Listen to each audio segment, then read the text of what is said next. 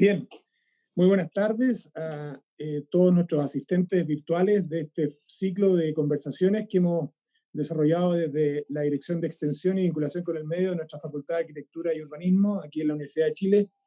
Hoy día vamos a conversar sobre arquitectura y derechos humanos en un enfoque de un ex estudiante de la facultad, un egresado de nuestra facultad, que será presentado por nuestro jefe de carrera, Juan Pablo Urrutia, para conversar en este contexto difícil, pero que permite también conversaciones a la distancia. Hoy día nuestro invitado está en Copenhague, que dentro de todo nos permite tener vínculos con nuestros egresados que están lejos, pero que de este modo virtual nos permiten conocer experiencias interesantes. Además, Juan Pablo Urrutia, que yo lo presentaré, es el actual jefe de carrera de la facultad, ha tenido importante participación en la creación de Arquitectura Caliente, la última Bienal de Arquitectura, también en el Colegio de Arquitectos, y desde esa experiencia él también va a entablar esta conversación con el invitado que, como digo, será presentado por él. En nombre del decano, Manuel Amaya, y de esta dirección, queremos darle la bienvenida a estos participantes, agradecer también a nuestro invitado y a nuestro moderador para seguir continuando con esta tarea de la docencia y la conversación interesante de estos temas que nos permiten seguir cumpliendo nuestro rol como facultad y como universidad. Muchas gracias por su asistencia y agradecer esta conversación que ojalá sea fructífera durante esta tarde. Muchas gracias, buenas tardes. Muchas gracias, Alberto. Agradecido de esta invitación. Es un honor poder compartir esta instancia con Jorge Lobos, a quien conocí como estudiante, y luego, bueno, a través de todo lo que ha ido haciendo a través de su oficina de emergencia, arquitectura y derechos humanos, y lo cual ahora me toca asumir el rol de presentar a este profesional, a este arquitecto académico y egresado a nuestra facultad, para la presentación de hoy día. Jorge es arquitecto de la Universidad de Chile de 1984, también tiene un magíster en teoría y práctica del proyecto de arquitectura de la Escuela Técnica Superior de Arquitectura de Barcelona, de la Universidad Politécnica de Cataluña. Tuvo una vasta experiencia en Chile, sobre todo en el sur, radicado en Chiloé, donde estuvo por 12 años, trabajando, entre otros, junto a Eduard Rojas, y donde de alguna manera ello colaboró a que surgiera una perspectiva en particular de la arquitectura que se denominó como el trabajo de la arquitectura cultural, ¿ya? Que me imagino Jorge nos hablará en parte de su intervención. Trabajo por el cual también se le reconoció en los años 90, particularmente en 1994, por el Colegio de Arquitectos de Chile, con el Premio Arquitecto Joven, un premio que se otorga a profesionales jóvenes arquitectos menores de 35 años que representan un ejemplo para el gremio y la profesión. Y luego destacó también por su permanente rol activo en la academia, en la docencia específicamente, en la Facultad de Arquitectura y Urbanismo de la Universidad de Chile, en la carrera de Arquitectura entre 1997 y el 2007. ¿Ya? Posteriormente también siguió desarrollando naturalmente la práctica profesional y la práctica docente en diversas universidades, en Italia, en Dinamarca, en España, en Portugal y también en Chile, en la Universidad Austral. Sin duda son experiencias que nos traerá a colación en esta instancia, sobre todo el trabajo y que le da sentido a este encuentro sobre la relación entre arquitectura y derechos humanos, ¿ya? Recordar también que el trabajo de Jorge fue premiado en la 19ª Bienal en Valparaíso, no, en la 20ª Bienal en Valparaíso, con el trabajo de la Oficina de Emergencia, Arquitectura y Derechos Humanos.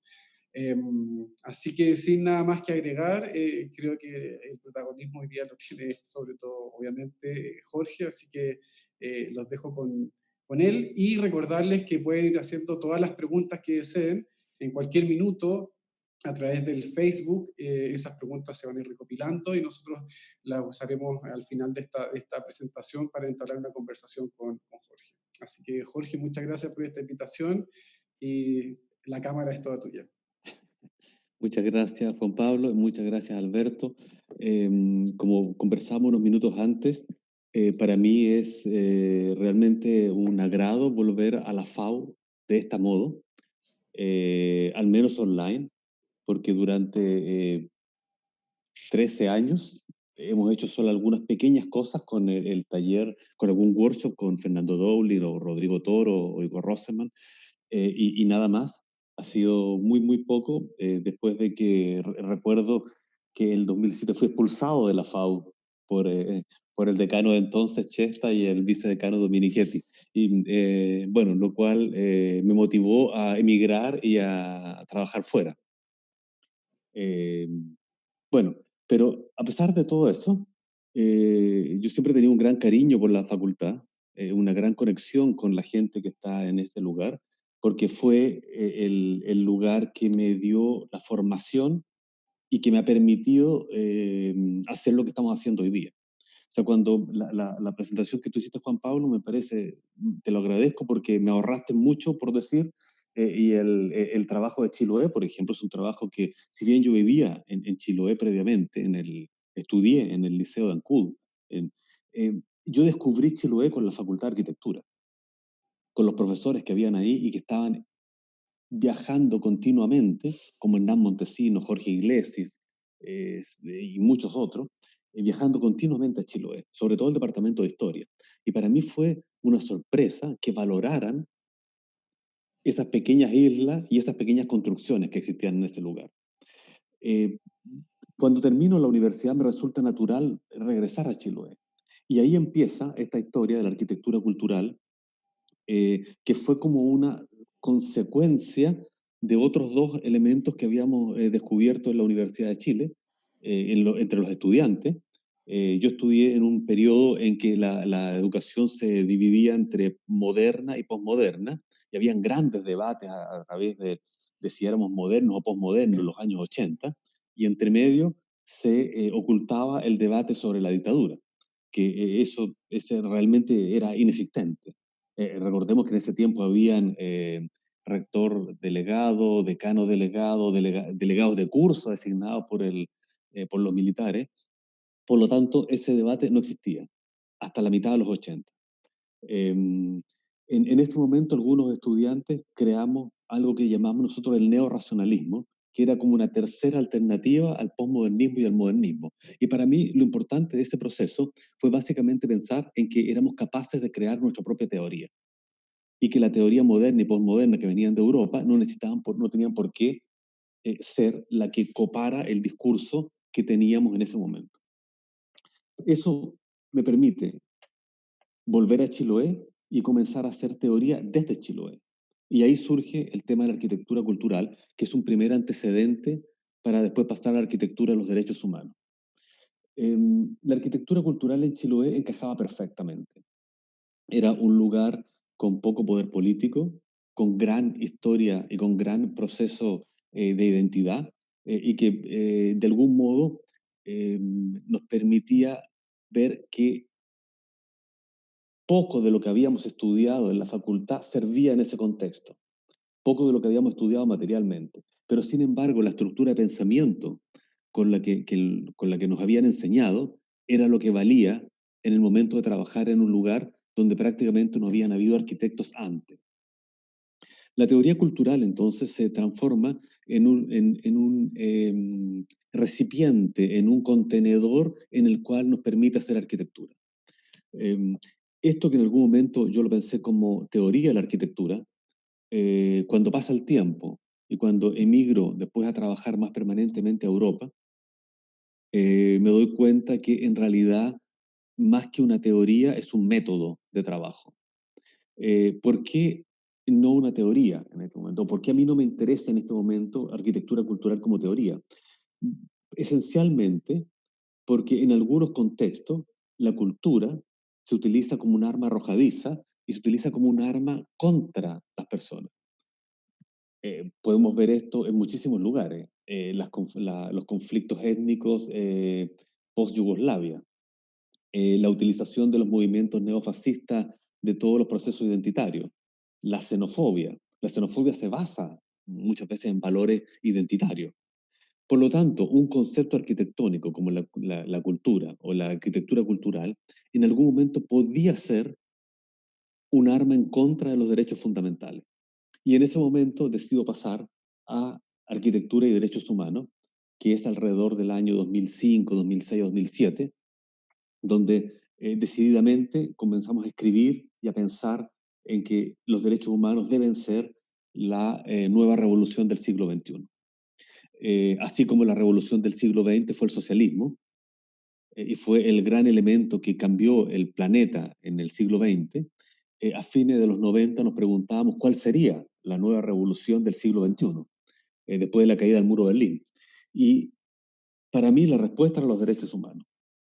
Ahora, en este momento, que ya hemos consolidado esa posición, sigo pensando en cómo va a evolucionar y cómo va a cambiar, cómo va a ser los próximos años y cómo la arquitectura cultural va a dejar un paso atrás y cómo va a venir un nuevo movimiento que va a superar esta posición.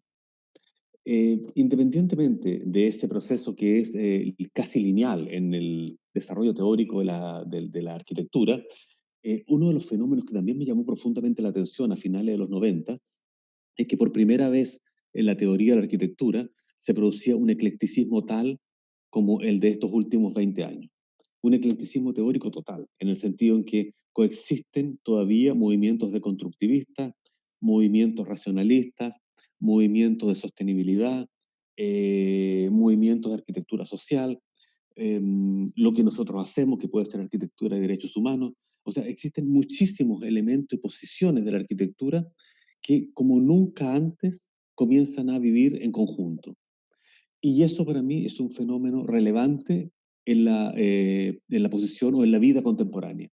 La posibilidad de elaborar diversas opciones y de este eclecticismo, esta variedad o pluralidad que primero, o heterogeneidad, que en el siglo XX no existía del todo, o al menos estaba copada, o al menos estaba oculta, o estaba bajo el tapete de la discusión principal. En este proceso de creación de arquitectura y de teoría han participado cientos de personas, miles de personas, y quizás puede ser injusto mencionar alguna, por la gran cantidad de estudiantes, profesores y arquitectos que han estado en ella. Pero me voy a concentrar quizás en los chilenos, que han influido muchísimo, y para mí han sido básicamente Eduard Rojas, que todos ustedes creo que lo conocen, Premio Nacional de Arquitectura, Miguel Launer, Eduardo Folleraque, director del Museo de Arte Moderno de Chiloé, eh, antropólogos como Manuel Ulloa, Juan Carlos Olivares, científicos como Tom Dillehay o Mario Pino de la Universidad Austral. Bueno, esas son las personas que de algún modo han compartido este camino junto a otros de la Universidad de Chile, que es para mí fundamental mencionarlo, como es Igor Rosenman, Fernando Dowling, Rodrigo Toro, Francisca Armstrong, que fueron compañeros de viaje en esta creación, en este proceso, y a los cuales, en las largas discusiones y conversaciones que hemos tenido por años, le debemos mucho y le debemos también la construcción de este pensamiento. Eh, Así como esto ha ocurrido entre Chiloé y Santiago, en el viaje continuo que estamos haciendo, han influido muchísimas otras personas de otras nacionalidades, de otras culturas. Eh, Quizás me gustaría mencionar solamente dos de ellos, o, o tres de ellos quizás. Uno es Fabrizio Carola, un arquitecto italiano que desarrolló gran parte de su vida profesional en África y que él durante los años 80 y 90, cuando se impone el neoliberalismo, cuando se impone Thatcher y Reagan, ¿no es cierto?, como íconos de la política mundial, estos arquitectos comienzan a hacer resistencia. Y si bien no están en la primera línea de la discusión política arquitectónica mundial, para mí son las referencias y son los que mantuvieron las banderas en alto de todo el proceso social que había existido en los años 40, 50, 60, al 70, en todo lo de posguerra, de la post-segunda guerra, todo ese proceso y esa evolución, ellos lograron mantener esos valores de la arquitectura. Y me refiero a ellos como Fabricio Carola, por ejemplo, o como Eduard Rojas, que ya lo mencioné en Chile, y bueno, y hace muy poco, ¿no es cierto?, que falleció el gran arquitecto húngaro de 90 y tantos años, que también acompañó este proceso y que es una referencia para nosotros. Eh, Obviamente los arquitectos escandinavos, con el estado de bienestar, de los cuales hemos aprendido muchísimo, como por ejemplo Peter Dulon, que escribe sobre el estado de bienestar danés y sobre la vivienda social. Quizás esto me salta un poco del tema, pero recuerdo que en algún momento, hace unos años atrás, hicimos un análisis de, queríamos aplicar cooperativas para vivienda en Chile, e hicimos un análisis de las cooperativas escandinavas y de las cooperativas uruguayas, porque Uruguay es uno de los países más avanzados de Latinoamérica y sobre todo en temas sociales. Quizás el único país socialdemócrata que realmente existe en Latinoamérica. Eh, Al hacer ese análisis de qué elementos podíamos aplicar, nuestra premisa era que por idiosincrasia y por identidad latinoamericana teníamos que aplicar Uruguay. Íbamos a estudiar el caso danés solamente como una referencia. La sorpresa fue mayúscula cuando descubrimos que era mucho más fácil aplicar el caso danés que el caso uruguayo.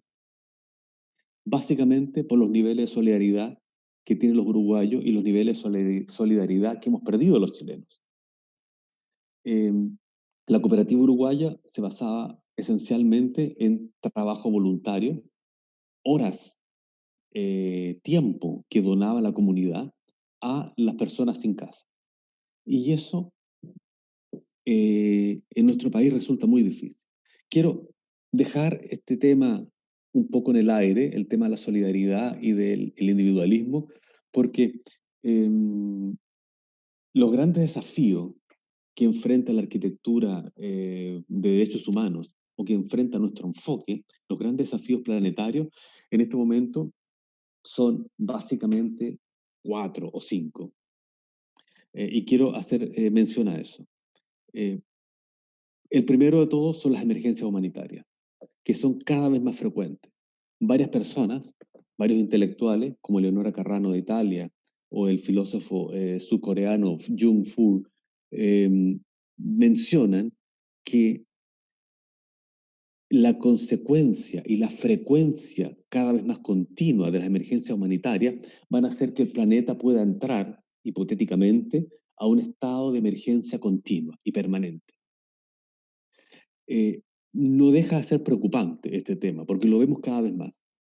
Vemos que hay incendios en Australia que no habían existido antes, inundaciones en muchos lugares del mundo, sequías en otros lugares, y guerras civiles, y cada vez es más y más continuo, y la brecha que hay entre una emergencia y otra es cada vez más breve.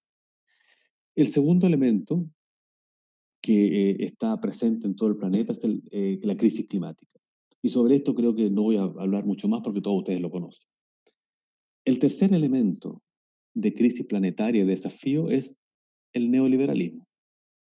O sea, cómo somos capaces de crear un nuevo sistema económico y político para el planeta. El cuarto elemento que entra en esta ecuación es, eh, bueno, son las migraciones. Y esas migraciones quizás como consecuencia de los efectos anteriores. Y quizás anterior a las migraciones, un quinto elemento, que quizás vendría siendo el cuarto, porque el quinto podría ser las migraciones, sería la inequidad social. O sea, entre inequidad social, emergencias humanitarias, crisis climática, neoliberalismo, tenemos un cóctel explosivo. A ese cóctel explosivo con el cual estábamos trabajando durante los últimos 15 años, tenemos que agregar ahora un nuevo elemento, pandemia. Y que es una de las, si bien han existido otras pandemias antes, esta es una de las primeras crisis o experimentos mundiales en este sentido, donde todos los países o gran cantidad de los países del planeta comienzan a tomar medidas similares. Quizás me interesaría que nos pudiéramos concentrar ahora un poco en el tema de la pandemia, porque creo que de algún modo esto podría cambiar la estructura de planificación de las ciudades y podría cambiar la estructura de pensamiento. Eh, por ejemplo, el deber que tenemos como universidades y como profesión, tenemos una responsabilidad social ante ello. Y en esta pandemia tenemos que comenzar a trabajar en ese elemento. Nosotros llevamos trabajando 3 meses con 10 a 15 personas del máster que realizamos en Venecia, 10 o 15 arquitectos de todo el mundo, en que estamos concentrados trabajando en pandemia y arquitectura. Em, Tengo que mencionar algunos elementos. Por ejemplo, ¿cuál es la respuesta que los arquitectos podemos dar en este momento? ¿Cuál es nuestra responsabilidad social respecto a esto? Y voy a mencionar solamente preguntas sin dar muchas soluciones ahora, porque creo que eso puede ser parte de los procesos de arquitectura posteriores. Eh, Otro elemento es el ideal del urbanismo denso versus la pandemia, que es exactamente lo contrario, que es el aislamiento. ¿Cómo compatibilizamos estos dos elementos? Eh, Otro elemento puede ser el urbanismo distributivo de los años 70, 80. Cómo distribuimos la ciudad por tiempos y no por aglomeraciones. Algún otro elemento que podríamos comenzar a discutir sería si fuera posible crear una especie de ciudad elástica, o sea, una ciudad que pueda estar completamente abierta todo el tiempo, estamos en esta suerte de normalidad neoliberal, y que cuando tenemos un conflicto como la pandemia o una guerra civil en Medio Oriente, la ciudad es capaz de cerrarse en sí misma, dividirse en grupos urbanos autosuficientes, con altos niveles de tecnología, y poder ser casi unidades autónomas, sin contaminar a las otras. El mismo fenómeno podría ocurrir en los edificios. Si nosotros registramos edificio por edificio y vemos que en un elemento, en un edificio, no hay ninguna persona contaminada por el virus COVID-19, perfectamente ese edificio la gente podría relacionarse entre sí y tener vida social y vida colectiva. Porque uno de los grandes conflictos que tenemos ahora, después de estos 2 o 3 meses de aislamiento, sobre todo en los países europeos, es qué sucede con dos variables distintas. Una son las familias promedio de 4 personas que viven en una vivienda social, que es la mayoría, de 60 o 70 metros cuadrados, y que tienen que estar 2 o 3 meses dentro. ¿Qué sucede con esta aglomeración, esta densidad de personas en una vivienda promedio, en un país promedio, y con una familia de ingresos promedio? ¿Cuáles son los conflictos que se pueden producir en ese lugar? Y la otra variable, que es preocupante, es qué sucede con las personas que viven solas. En algunos países como Suecia, Noruega, Dinamarca, más de un tercio de los departamentos y las casas están ocupadas por una persona sola. Ancianos, divorciados, personas no casadas, eh, cualquier otra razón, pero que viven solas, un tercio. ¿Cómo desarrollan la vida social esas personas al estar 2 o 3 meses enclaustrados? O sea, la pandemia nos ha llevado a extremar o a ver la situación en niveles extremos, por ejemplo, en estos dos grupos.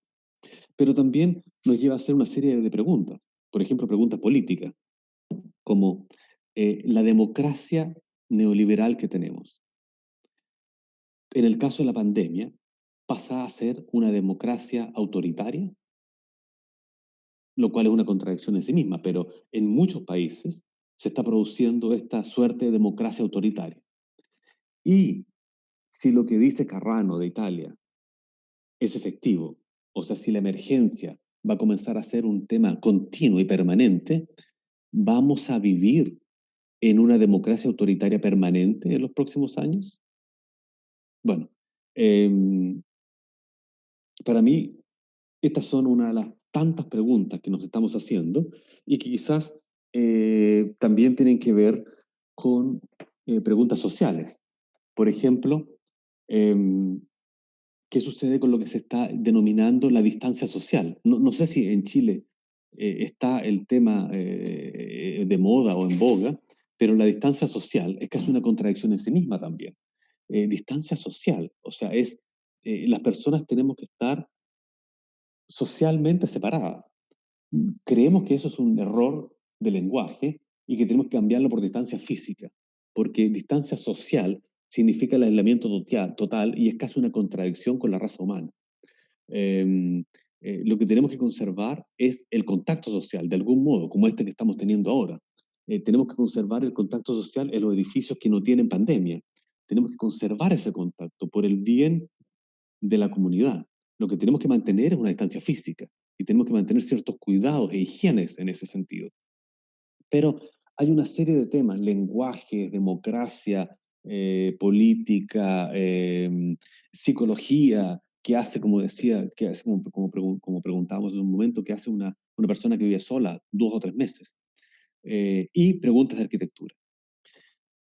En estas preguntas de arquitectura, cuando todos nos obligan a volver a las casas y a encerrarnos, una pregunta natural que surge casi de inmediato es, ¿qué hacen las personas que no tienen casa?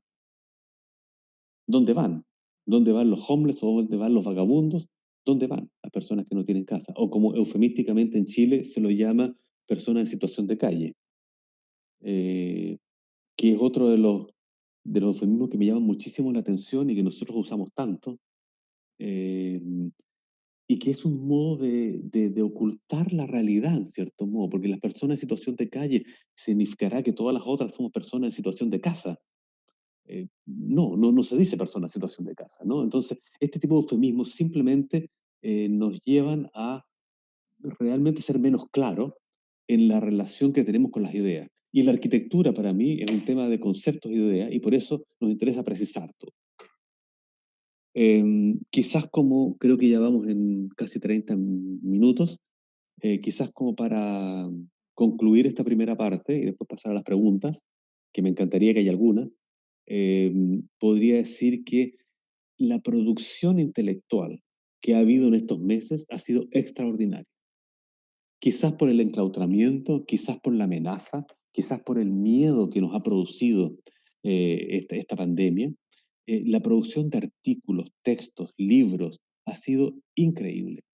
Hay cientos y miles de intelectuales que están opinando y escribiendo sobre esto. Y voy a mencionar quizás solamente 3 de distintas nacionalidades. El Le Monde de Francia tituló hace 2 meses Contra la pandemia, ecología. La revista del MIT, del Massachusetts Institute of Technology, titula No vamos a volver a la normalidad. Un periódico inglés titulaba hace unas semanas también, La naturaleza nos está enviando un mensaje. Bueno, todo esto, en cierto modo, es lo que ha ocurrido en las últimas semanas y en los últimos meses. Pero si volvemos y miramos al arte, y miramos la literatura, y por ejemplo pensamos en el libro de José Saramago sobre el ensayo de la sequera, cómo la sociedad se dividía en su texto de 1995 en las personas que eran atacadas por un virus y ese virus producía la ceguera, y la sociedad se dividía completamente en dos, los que tenían el virus y los que no lo tenían. Eh, de algún modo esa situación literaria extrema puede ocurrir. O los escritos de ciencia ficción de J.J. Ballard, que hoy día son realismo. En los 60 y los 70 eran ciencia ficción, hoy son realistas. Y si vamos al arte, por ejemplo, y en esto quizás sí me gustaría mostrar alguna imagen, porque de algún modo las pandemias han ocurrido siempre en la historia y han dejado alguna u otra huella en la arquitectura y en la vida de las personas. Voy a tratar de compartir la pantalla ahora, vamos a ver si lo logro.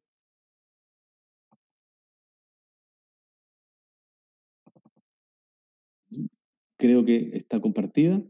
Esta es una imagen del siglo XIV, de lo que se llamó la muerte negra, donde 1/3 más o menos de los habitantes de Europa fallece. Después de esta gran pandemia, esta imagen eh, es del 1300 y algo. Después de que termina esta pandemia, cambia la agricultura, porque las personas tienen que dedicarse a los cultivos más productivos, más veloces y más eficientes.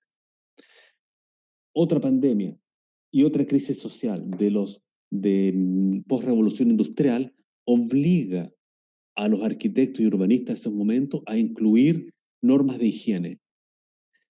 Posteriormente se incluyen los alcantarillados, también como modelo de como producto de la contaminación. Y veremos si soy capaz de pasar esta imagen. Esto es 1918, la influenza española. Una situación muy similar a la que hoy día se podía vivir en Italia. Y también todos estos fenómenos fueron acumulándose y acumulándose. En la post-revolución industrial, los fenómenos de pandemia obligan a llevar los cementerios y los hospitales fuera de la ciudad. O sea, cada pandemia tenía un efecto inmediato en la ciudad. La pregunta que nos hacemos es, ¿cuál va a ser el efecto que va a tener ahora? Y en relación a eso, el arte dio algunas respuestas hace algunas décadas. Este es José Saraceno, Tomás Saraceno, escúchame, arquitecto y artista, sobre todo artista argentino, famoso en el mundo, y que crea estas biosferas. Estas biosferas, estas del 2014 de Düsseldorf y hay otras del 2009 de Copenhague y de muchas otras ciudades, nos insinuaban una cierta vida de futuro. Insinuaban esta posibilidad de vivir encapsulados en esta transparencia, en burbujas, donde teníamos una vida aséptica e higiénica y sin contacto con el otro. Casi una naturaleza autosuficiente dentro de estas burbujas. Estas son obras de arte, pero que de algún modo insinúan una idea de futuro. O, por ejemplo, este artista y arquitecto también danés, Simon Jensen, que habla de los biotopos. Así como Saraceno habla de la biosfera, este arquitecto y artista habla de biotopos. Estas son construcciones, como él llama, de construir climas. Dentro de estas burbujas no solo pueden haber personas, sino que hay naturaleza, insectos, agua, todo. Realmente un microclima. Él llama a los arquitectos a construir climas más que construir edificios. Y bueno, la pregunta que nos hacemos en este modo es, y que quizás me interesa a mí dejar manifestada en este momento es, ¿nos interesa este tipo de vida? Si vuestra respuesta es no, si queremos una vida en que podamos lidiar o que podamos compatibilizar nuestra vida social con las emergencias continuas que pueden haber, podemos tener dos alternativas. Una es que la arquitectura y la planificación puedan mitigar de algún modo, prepararnos para las siguientes pandemias y para las siguientes crisis humanitarias, pero más casi como un maquillaje del sistema total, casi como una reducción de los efectos de la crisis climática, por ejemplo.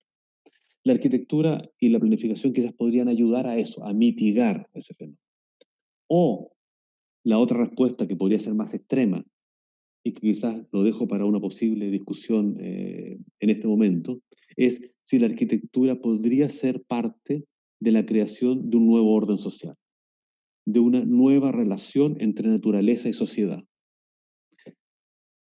¿Podría la arquitectura contribuir a diseñar nuevos valores éticos para el colectivo? ¿Qué piensan ustedes?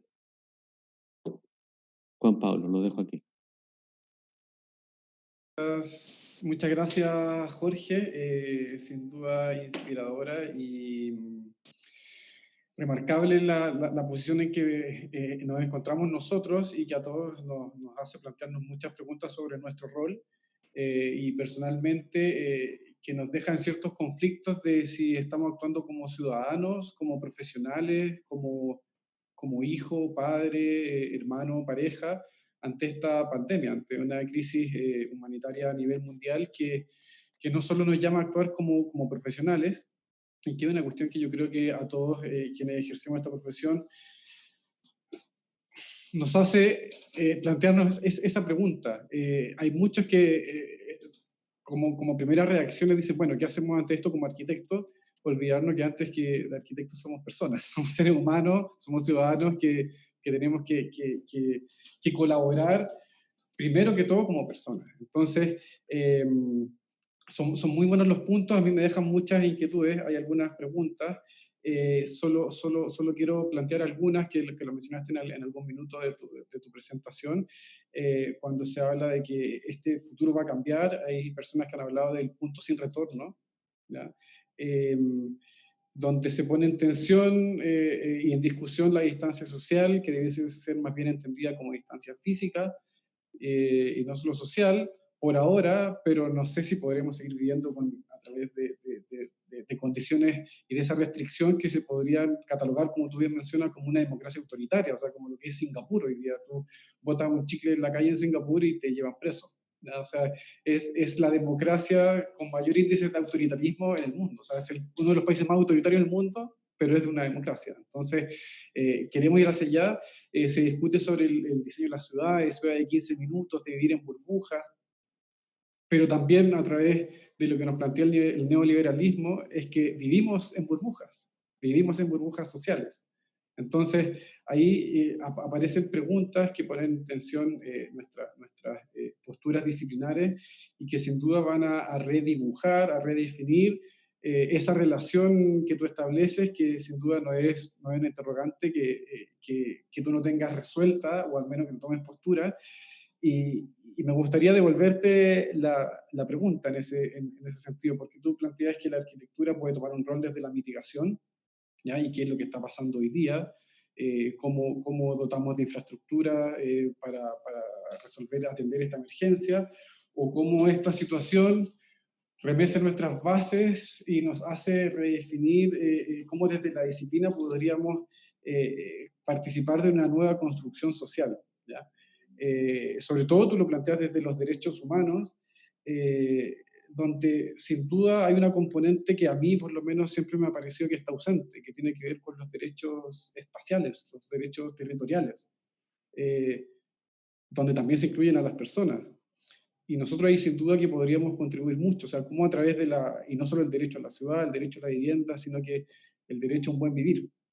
Entonces, me imagino que tú tomas la segunda postura de que nosotros debiésemos construir, tanto como ciudadanos como profesionales, a una nueva construcción social, a un nuevo orden, ¿ya? La pregunta sería, ¿cómo? O sea, si nos pudieses dar alguna señal de eso, o si has visto algo donde se esté apuntando a través de los trabajos humanitarios que has desarrollado en distintas partes del mundo. Em, bueno, varios temas, ¿no? Juan Pablo, has tocado varios temas. Creo que respecto a la pregunta final, nuestro método de trabajar en esta investigación fue en función de esas preguntas. Hacer muchas preguntas y de ahí empezar a deducir alguna respuesta. Ahora, la pregunta en sí, como idea, la pregunta contiene respuesta. O sea, la pregunta no es inocente. Las preguntas tienen respuestas en sí mismas. Y dependiendo de la capacidad que tengamos para hacer esas preguntas, viene la respuesta. A mí me encantaría que la arquitectura, por única vez en su historia, pueda ser objeto de cambio social o pueda ser materia de contribuir a un cambio social. ¿Y por qué digo por única vez en la historia? Porque la arquitectura en general siempre va detrás de los procesos sociales. La arquitectura, de algún modo, construye o materializa el poder existente, sea el poder que sea, fascista, xenófobo, democrático, liberal. La arquitectura construye lo que hay. Eh, y tenemos una muy poca capacidad nosotros de revertir ese fenómeno. Pero bueno, quizás en este momento de la pandemia podría ser una oportunidad para que la arquitectura pueda contribuir. Eso es lo que yo desearía.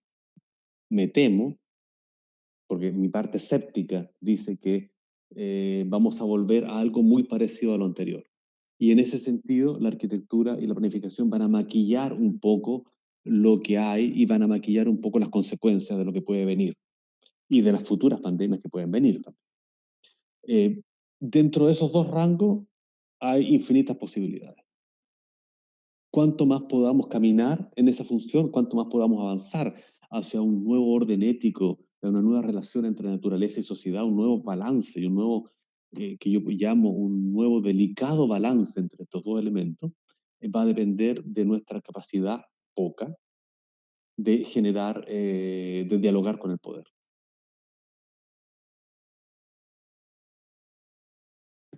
Perdón, tenía el micrófono apagado.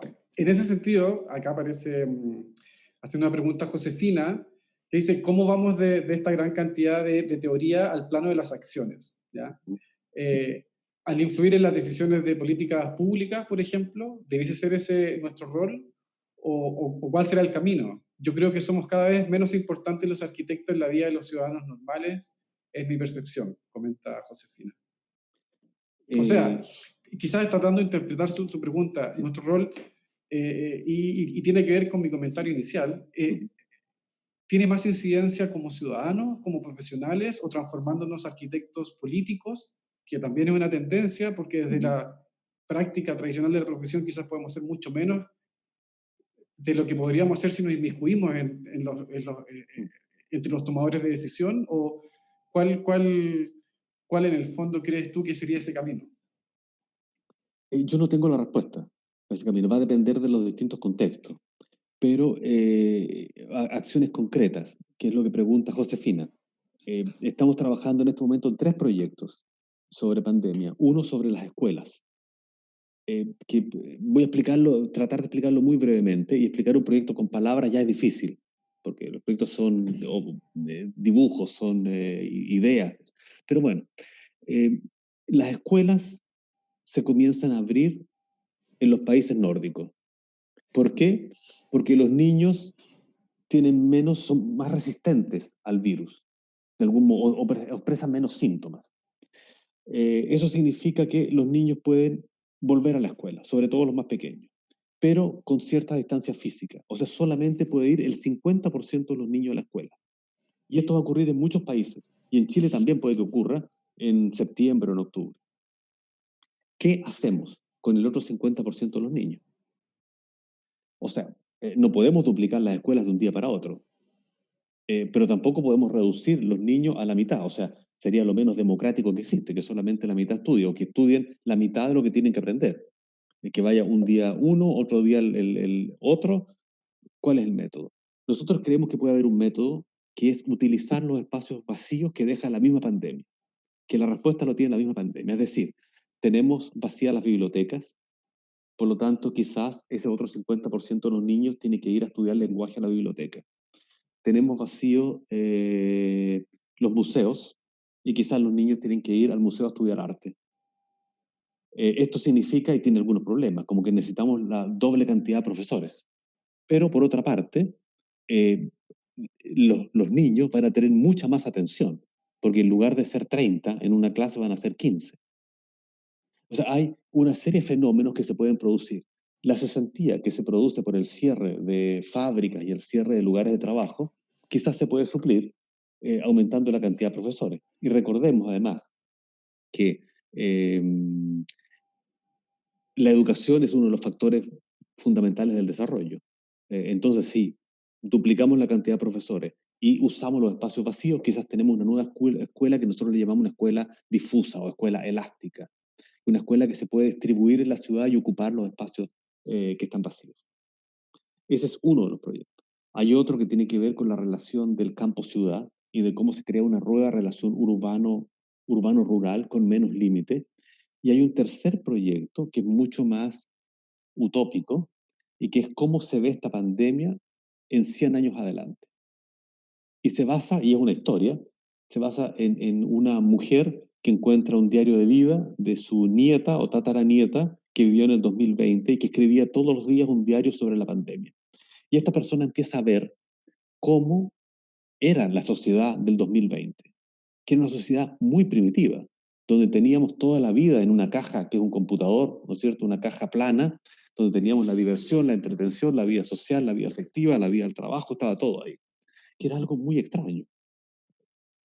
Y había una serie de fenómenos, como la democracia autoritaria, como la distancia social, que les llamaba mucho la atención en 100 o 200 años más. Y esto era un modo, alguien puede decir eso no es un proyecto de arquitectura, pero es un modo de analizar nuestra realidad y de imaginar cómo puede ser el futuro. Bueno, no sé si esto responderá o no a Josefina, pero al menos lo estamos intentando. De todas maneras. Acá hay otra pregunta de Jorge, que menciona que en Chiloé hoy tienen 100 personas contagiadas, ¿ya? Y solo una persona fallecida. lo que es naturalmente exitoso respecto de todos los casos que se han dado en las demás regiones del país. Entonces pregunta, el contagio controlado, obviamente, ¿cómo puede aportar la experiencia del archipiélago una respuesta al manejo de la pandemia?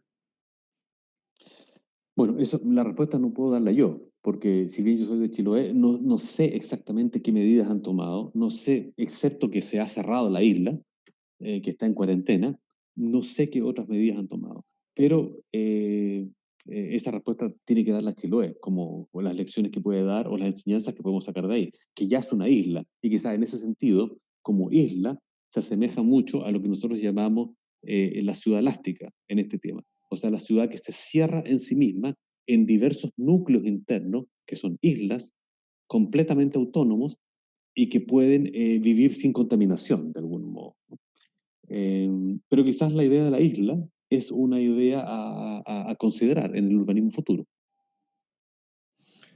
Mira, aquí hay otra pregunta de Juan Fernando que dice, pensando en futuros probables, reconociendo que solemos actuar dentro de los marcos normativos que se nos presentan, tanto en lo académico como en el ejercicio profesional, y aprovechando un cambio constitucional que nos permite repensarnos como sociedad. Bueno, buen punto, o sea, nosotros estamos en con esa posibilidad muy latente acá en Chile. En tu concepto, ¿qué debiese o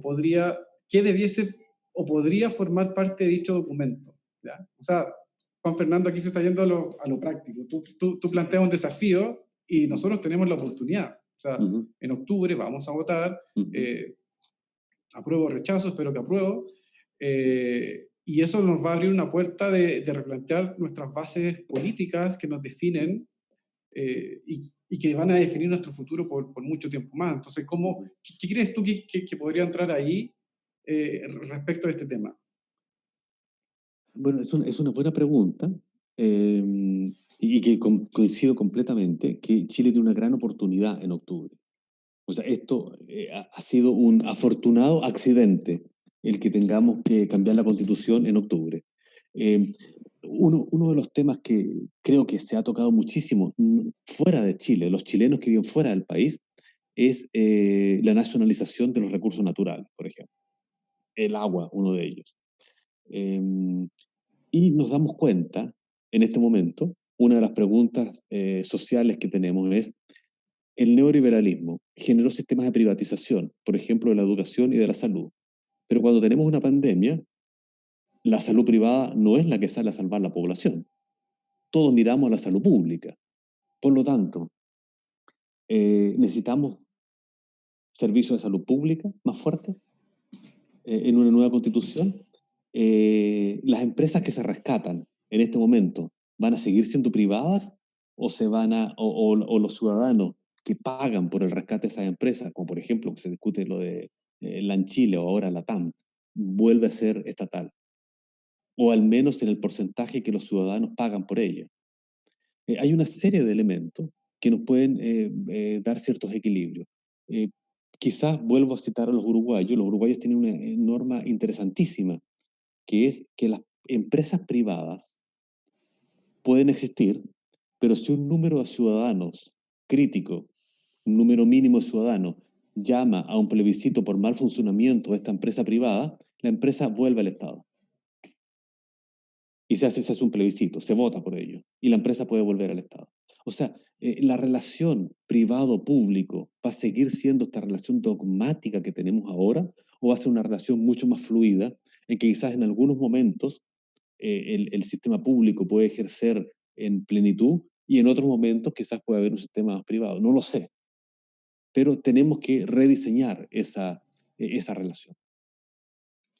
En ese sentido, Natalia agrega acá que lo quiero sumar, que también tiene que ver con un tema territorial. ¿Ya? O sea, Chile es un país extremadamente centralizado, donde si bien pensásemos en un Estado robusto y fuerte, con esta misma estructura de distribución espacial y territorial, probablemente estaríamos robusteciendo más aún y dejando afuera a todo lo que está más allá de Santiago. Entonces, también lo plantea, no es una pregunta, pero que plantea cómo la solución a este tema también tiene que ver con la descentralización, equipando, apoyando y ayudando a todo lo que no está donde se administra el poder. O sea, yo me imagino que personalmente eso también debiese incluirse en el diseño de una nueva constitución, de cómo se distribuye el poder en un territorio tan diverso y extenso como el nacional. Acá agrego otra pregunta de Felipe, que te felicita y hace una reflexión que la voy a abreviar y concluye con una pregunta. Pienso que la pandemia vino a consolidar la globalización y a poner como una necesidad esencial la tecnología y la Internet como un algo de necesidad básica. En algunos países incluso se está hablando de como un derecho básico, así como el agua, el Internet, ¿ya? Que sea provisto por el Estado, ¿ya? Que no tengamos que estar pagando por él, ni estar dependiendo de que BTR funcione o no, etcétera. Esencial para el desarrollo de muchos de los actos del ser humano. Disminuye los efectos físicos, aumenta el no lugar. Esto podría hacer que en los años venideros la ecuación imperante, hasta hoy de vida 80% urbana y 20% rural, pueda transformarse en una ecuación más equilibrada. ¿Crees que vamos en esa dirección? O sea, hay una visión romántica del ruralismo en que esta pandemia lo ha desarrollado. Esa visión romántica es que todos tenemos que vivir en zonas apartadas de la ciudad, en que tenemos que tener una casa en el campo, en que podemos aislarnos, en que tenemos que poner full internet y full tecnología para poder trabajar con el mundo. Puede ser para un grupo pequeño de la población. O sea, en París, con los primeros días de la pandemia, escaparon de París 1 millón de personas a sus casas de campo. Los otros 6 o 7 millones quedaron dentro, que son los que se contaminan, los más pobres, los negros, los inmigrantes, esos quedan dentro, ¿no? En Estados Unidos, similar, la pandemia ha atacado principalmente a los latinos y a los afroamericanos. Bueno, esta idea de la ruralidad sí podría funcionar. El segundo proyecto que nosotros tenemos es cómo compensamos estas dos cosas, cómo es la nueva relación rural-urbano, que ya no sea una relación dicotómica, sino que pueda ser una fusión entre dos elementos que no sean opuestos. Sería largo explicar, pero básicamente uno de los principales desafíos y riesgos que tiene esa visión es la gentrificación o gentrificación de las zonas rurales. O sea que si usamos villas abandonadas o lugares despoblados para esta vida bucólica rural, lo más probable es que la gente más acomodada sea la que la ocupe. Para evitar eso, estamos pensando en cooperativas y nuevamente volvemos al ejemplo uruguayo. Cooperativas, cómo las personas pueden tener obligaciones y deberes y derechos en ese tipo de sociedad. Pero bueno, es largo de explicar. Sí, en ese sentido aparece una serie de comentarios acá, haciendo alusión a la vivienda, que esto ha dejado de claro manifiesto que en Chile no se trata de un derecho, ¿ya? Bueno, eso está claro, no está consignado así por muchos años desde la dictadura, que se ha establecido como un bien de consumo más que como un derecho, y apareció en la prensa con mucha frecuencia y cada vez más, cómo la desigualdad ha sido dramatizada aún más y puesta en portada a propósito de la pandemia. Por ahí hay un dicho que dice, el virus lo trajeron los ricos, Sí. Los muertos lo ponen los pobres. Exacto. ¿Ya? Y hoy día está pasando aquello, o sea, se ve cómo aumentan los niveles de contagio, cómo es imposible poder confinar a ciertos grupos de la población que no puede hacer teletrabajo, ¿ya? O porque no tiene conectividad, o porque simplemente la matriz productiva de la cual participan requiere de presencialidad y deben salir. Y no solo por ser trabajos informales, sino que el nivel de capacitación, el nivel educacional no les permite hacer otro tipo de trabajo, lo que ha evidenciado aún más esa desigualdad. En ese sentido, ¿cómo crees tú que la vivienda puede pasar a jugar un rol, no solo desde su proceso de gestión, como lo plantea en el caso uruguayo, es destacable su modo de producción de la vivienda a través de cooperativas, sino que a través de lo más directo y que nos atañe a los arquitectos, desde su diseño? Se ha hablado mucho del hacinamiento, que el hacinamiento ha provocado esto. pero tampoco creo que el ideal nuestro sea vivir como en la típica villa suburbana, modelo de los 70s y 80s en Los Ángeles, ya que eso sería lo opuesto al hacinamiento. O sea, ¿dónde estaría ahí el punto de equilibrio? Sí. Para mí el punto de equilibrio son los edificios colectivos. Los edificios colectivos se deberían diseñar ahora pensando en espacios colectivos dentro de los edificios que pudieran, y voy a ligar con lo que dije inicialmente, en que si hay un edificio que no tiene niveles de contaminación, ninguno, ¿por qué esas personas no pueden tener vida colectiva y social dentro del edificio? Pero para eso tienen que tener espacios colectivos, que ahora prácticamente no existen. Los corredores, la vida social en muchas ciudades se está haciendo desde los balcones se ven películas afuera, desde los balcones se cantan a determinada hora.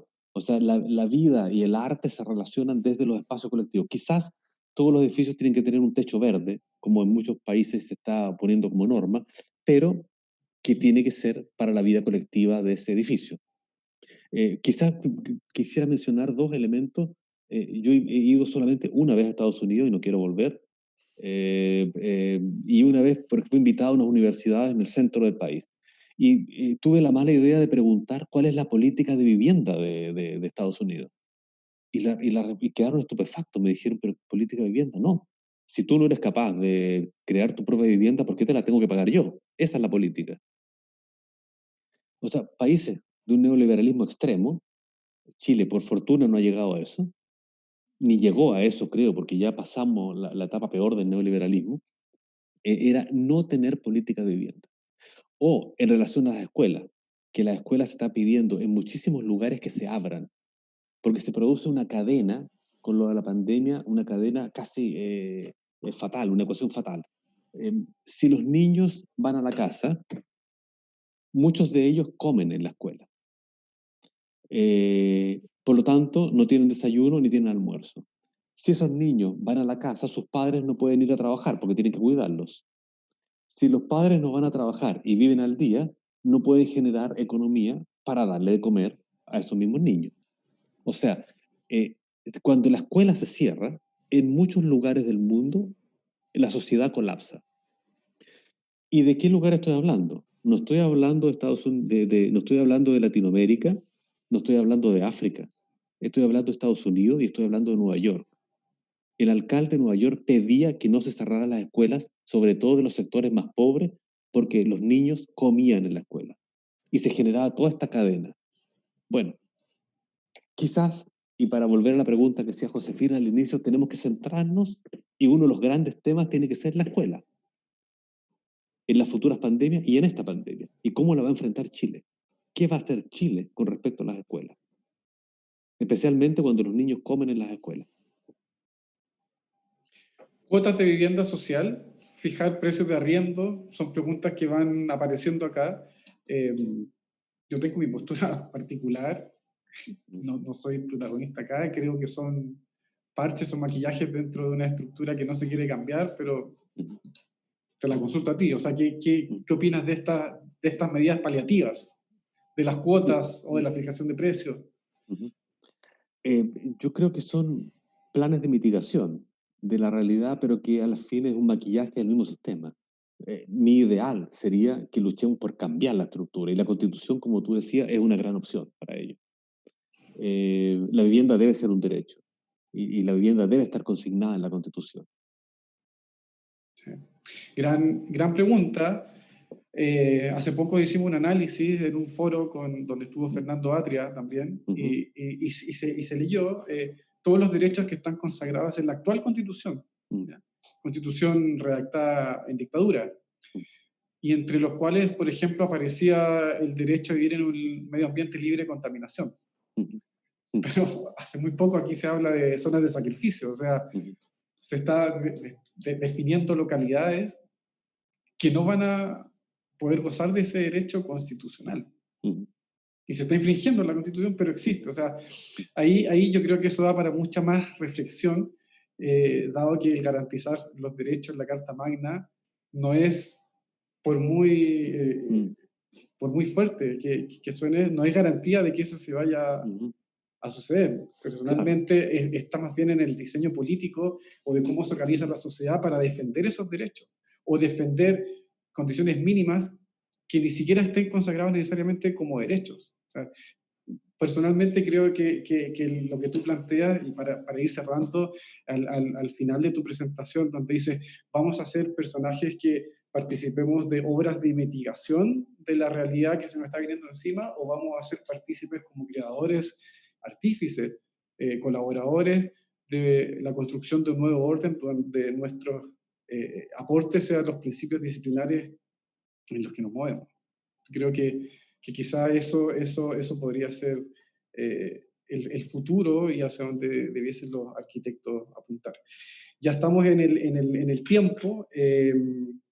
Hay un par más de preguntas. El compromiso esto es que dure una hora, no queremos quitarte más tiempo. Tú estás en Copenhague, no sé qué hora será allá, más o Las menos.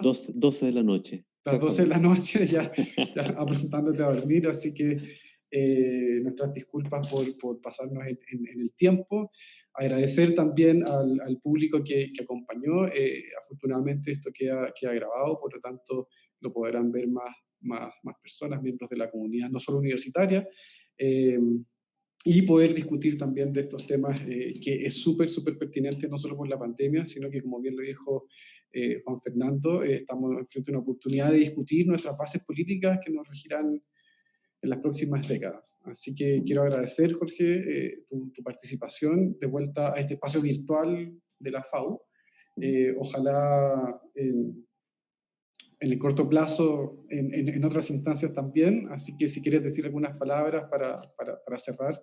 Bueno, todo tuyo. Sí, gracias por la invitación. Yo realmente quiero agradecer la invitación de la FAO. Realmente para mí la FAO es muy relevante. Yo estudié gratis en la Universidad de Chile. Fui la última generación que estudió gratis. Por lo tanto, yo siempre voy a defender la educación gratuita, la educación pública gratuita. Y gran parte de mi vida, de mi formación, se debe a la Universidad de Chile y a la Facultad de Arquitectura. O sea, la visión social de la vida y la visión social de la arquitectura que yo he desarrollado durante 35 años se debe a que estudié en ese lugar. Y tengo que estarles muy agradecido a todos, a pesar de los pequeños accidentes e inconvenientes que hemos tenido en el paso por la FAU. Para mí es el elemento fundamental de mi formación como arquitecto. Se lo agradezco muchísimo. Gracias por la invitación a usted. Muchas gracias, Jorge. Un saludo para todos y nada, buenas noches gracias por allá. A ustedes. Gracias a la audiencia y bueno, se les estará informando de otras sesiones que organice la Dirección de Extensión. Así que muchas gracias y que descansen. Adiós. Chao a todos. Chao.